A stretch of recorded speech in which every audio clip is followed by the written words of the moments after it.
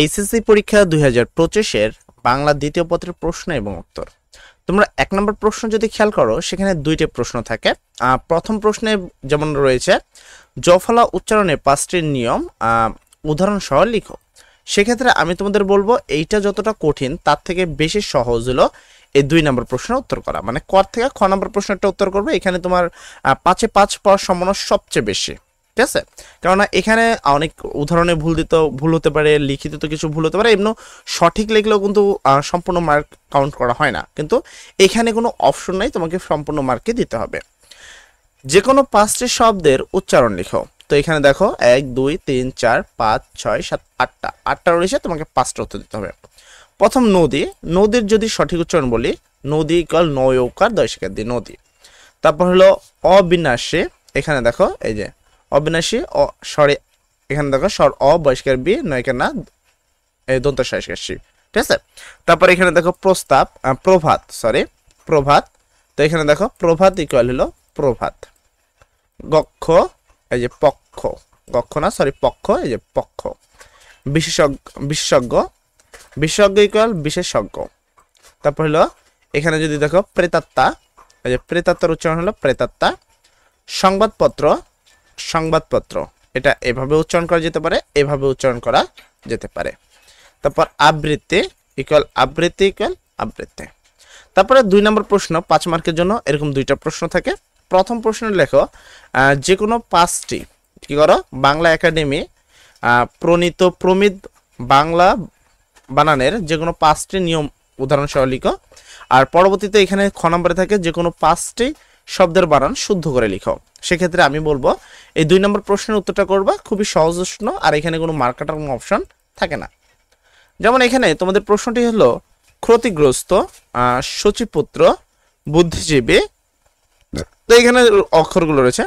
তো ক্ষতিগ্রস্তর বানান হবে যুক্ত খ তয়স্কারটি, এখানে দীর্ঘিকার আছে এই হবে। তারপর হলো সূচিপত্রের উচ্চারণ এই বানান হবে এইটা সূচি কি দন্তাশয় দীর্ঘ চয়স্কাচি পত্র, ঠিক আছে? তারপর বুদ্ধিজীবী হবে জয় দীর্ঘী বয় দীর্ঘী, তো জীবীর বানান হবে জয় দীর্ঘী বয় দীর্ঘী। তারপর শাশুড়ি, তো বানান হবে হলো শাশুড়ি, বানান হলো এটা সঠিক। উপরোক্ত, এই যে উপরোক্ত বানান হলো উপযুক্ত বা উপরিউক্ত, এই 2টার মধ্যে যে কোনো একটা লিখবা সেটাই সঠিক। তোমরা জানো এর মধ্যে 5টা উত্তর লিখলেই হবে। দূর অবস্থা। অপেক্ষমান, এখানে হলো অপেক্ষমান।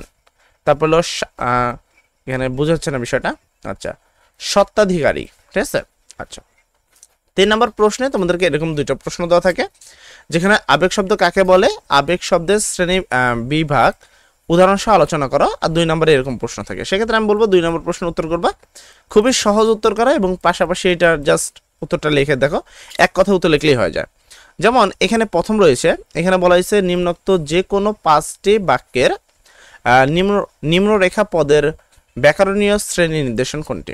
যেমন এখানে আছে চুল তার কয়েকার অন্ধকারের দিশারি নিশা, কি বিদিশার নিশা, আচ্ছা বুঝে ঘোলা দেখা যাচ্ছে একটু হালকা, ঠিক আছে?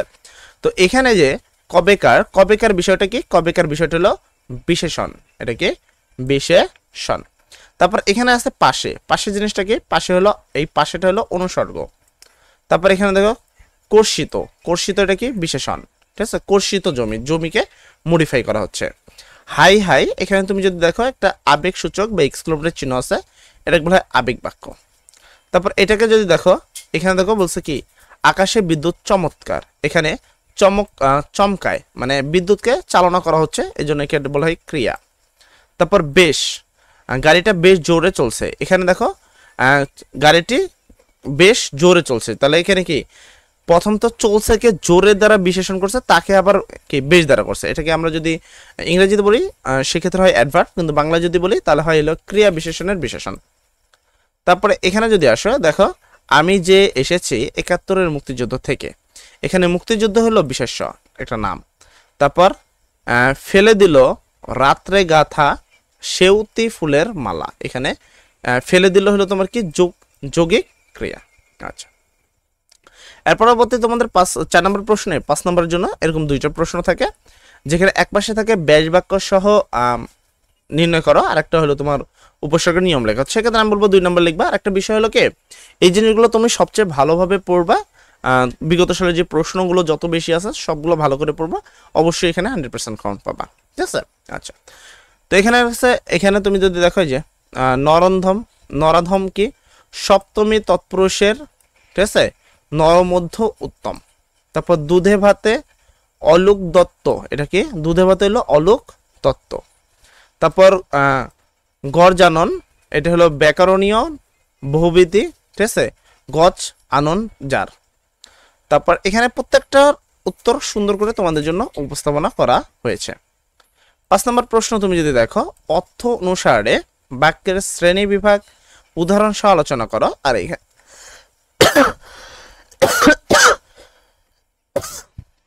আর খ নম্বরের প্রশ্ন থাকে এটা, সেক্ষেত্রে আমি তোমাকে বলবো খ নম্বর প্রশ্নের উত্তরটা করার জন্য। খুবই সহজ একটি প্রশ্ন। যেমন আমরা 5টি ব্যাকরণকে রূপান্তর করতে হবে। তো এখানে বলছে ধনির কন্যা তার অপছন্দ, এখানে নেতিবাচক করতে হবে। ঠিক আছে? নেতিবাচকটা কেমন হয়? ধনির কন্যা তার পছন্দ নয়। তারপর 2 নম্বর দেখো, সত্যি সেলুকার এদেশে বড় বিচিত্র, বিষয়সূচক করতে হবে। তাহলে সত্যি সেলুকাস কি বিচিত্র এদেশ, বিষয়। তারপরে তোমার কি বিষয়সূচক হয়ে গেল। এরপর তোমার করতে হবে যৌগিক। আমি বহু কষ্টে শিক্ষা লাভ করেছি, এটার এই হবে কি আমি বহু কষ্ট করেছি ফলে শিক্ষা লাভ করেছি। তারপর দেখো কি অতিবাচক। আচ্ছা, এখানে তোমাকে করতে হবে কেউ কিছু বলে না, এখানে হবে সবাই চুপ করে রইল।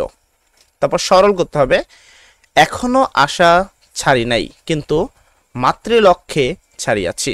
উত্তর হবে এখনো আশা না ছাড়লেও কি মাতুলকে ছাড়িয়াছে। এরপর তুমি যদি দেখো জটিল করতে হবে, তোমাকে বলা হয়েছে তিনি অত্যন্ত দরিদ্র কিন্তু তার অন্তরকরণ অতিশয় উচ্চ। এখানে হবে যদিও তিনি দরিদ্র তবু তার অন্তরকরণ অতিশয় উচ্চ। তারপরে দেখো প্রশ্নবোধক করতে হবে, এখন করা ঠিক হয়নি, এমন করা ঠিক হয়নি। তো এটা কি এমন করা ঠিক হয়েছে কি, প্রশ্নবোধক। তারপর নারী শিশু নির্যাতনের বিরুদ্ধে প্রতিকার, এখানে বোঝা যাচ্ছে না, জানানো উচিত, এটা হলো অনুজ্ঞাসূচক। নারী শিশু নির্যাতনের বিরুদ্ধে প্রতিকার জানাও। ঠিক আছে? তারপরে এখানে তোমার পরবর্তী 6 নম্বর প্রশ্নে এরকম 2টা অপশন থাকে, ক আর খ। একটা হলো শুদ্ধ করে লেখো, আর একটা হলো তোমার কি এই যে কোনো 5টি বাক্য শুদ্ধ করে লেখো। তো এরকম 2টা অপশন থাকে, একটা হলো ব্যাকরণ থেকে, একটা হলো এখান থেকে। তো যেটা তোমার ভালো লাগে, এখান থেকে 2টা উত্তরের মধ্যে 2টাই খুব ইজি। বাট আমরা যখন ইন্টারমিডিয়েট ছিলাম তখন আমি এই বিষয়টাকে উত্তর এখান থেকে করেছি। এটাকে উত্তর করা মানে 2-1 বার বিগত সালের প্রশ্নগুলো পড়লে ইজিলি মনে থাকে। ঠিক আছে? যেমন হলো এত দ্বারা বানানটা ভুল হয়েছে, এত দ্বারা বানানটা হবে এই। ঠিক আছে? এই কলেজে, এখানে হবে এ কলেজে সকল শিক্ষার্থী, এখানে হবে সকল শিক্ষার্থী শিক্ষক কর্মচারীরা। এখানে দেখো শিক্ষার্থী শিক্ষকগণ ও সকল কর্মচারী, এখানে হবে শিক্ষকগণ হবে না। ঠিক আছে? সকল শিক্ষার্থী শিক্ষক, কারণ এখানে সকল অলরেডি বহুবচন, এখানে বহুবচন ইউজ করা যাবে না। ঠিক আছে? হয়তো জানানো যাচ্ছে যে মে দিবস উপলক্ষে আগামী 1 মে হয়, এখানে লেখা আছে দেখো 1 জায়গায় লেখা আছে মে দিবস উপলক্ষে আসছে আগামী 1 মে, প্রথমে মে, কিন্তু হবে কি 1 মে। এটা হলো পার্থক্য। আর এখানে তুমি যদি দেখো আসছে 2 মে, আর এটা হবে কি আগামী 2রা মে বা 2রা মে। ঠিক আছে? খ্রিস্টাব্দ বানানটা দেখো শর্টকাট আছে, যেটা হলো ফুল করতে হবে। আচ্ছা, দেন এখানে 7 নম্বর প্রশ্নে তোমাদের 2টা অপশন থাকে, যে কোনো 10টি শব্দের পারিভাষিক রূপ লেখো। আমি মনে করি যে এইটাই তোমাদের জন্য সহজ, জাস্ট ইংরেজি দেওয়া থাকে যার অর্থ তোমাকে লিখতে হবে। যেমন আর্কিটেকচারের উত্তর হলো স্থাপত্য। তারপর হলো এখানে আছে ব্যাকটেরিয়া, ব্যাকটেরিয়ার যদি জীবাণু। তারপর কারফিউ অর্থ কি, কারফিউ অর্থ সন্ধ্যা আইন। তারপর কি ডিপ্লোমাসি অর্থ হলো কূটনীতি। এক্সপার্ট মানে হলো কি বিশেষজ্ঞ। তারপর হলো গ্লাক্সি অর্থ কি ছায়াপথ। হোস্টেজ মানে হলো জিম্মি। লুকআপ মানে হলো হজম। তারপর হলো এখানে দেখো মোনার্চি অর্থ হলো তোমার রাজত্ব। তারপর অর্থ হলো শপথ। পাবলিক অপিনিয়ন অর্থাৎ হলো তোমার জনমত। তারপর কোরান্টিন অর্থ হলো সংঘরোধ, রিফর্ম, রিফর্ম মানে হলো সংস্কার, সেশন মানে হলো অভিবেশন, তারপর ওয়ার্ক টাইম অর্থ হলো যুদ্ধ অপরাধ। তারপরে এখানে 2 নম্বরে এই অপশনটা থাকে, আমি বাট এটা উত্তর দিতে বলবো না, আমি এখানে 10টা, এখানে যে কটা আছে 10টা উত্তর দিয়ে দিবে, 10 মার্ক ইজিলি পেয়ে যাবে। এরপর এখানে 2টা জিনিস থাকে, এক তো তোমার একটা দিনলিপি লিখতে হবে, একটা হলো প্রতিবেদন লিখতে হবে, সেক্ষেত্রে প্রতিবেদনকে আমি রিকমেন্ডেড বেশি করি। তারপর এখানে তোমাদের একটা আবেদনপত্র থাকে, আর এখানে একটা তোমাদের চিঠিপত্র থাকে, সেক্ষেত্রে আমি বলবো আবেদনপত্র লিখো। আর সারাংশের মধ্যে অথবা ভাব সম্প্রসারণ যে কোনো একটা, সেক্ষেত্রে আমি তোমাকে রিকমেন্ড করবো যে সারাংশ লেখো, কারণ অল্প লিখে ভালো মার্ক পাওয়া যায়, এটা একটা বিষয়। এরপরে তোমাদের 11 নম্বর প্রশ্ন থাকে, এখানে হলো সংলাপ রচনা, আর এখানে হলো একটা গল্পকে ঠিক করে লিখতে হবে। তো এখানে সংলাপ বলতে ডায়লগ বোঝানো হয়, এটা খুব ইজি হয়, তো এটা লিখলেই হবে। একটা গল্প অনেকটাই লিখতে হয়, এটা থেকে এটা বেটার সাজেশন।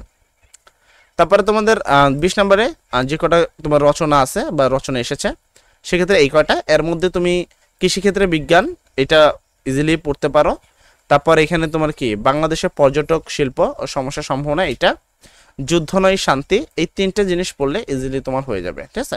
যাই হোক, আশা করি বাংলা দ্বিতীয় পত্রের সম্পূর্ণ বিষয়টা তোমাকে আমি বোঝাতে পেরেছি।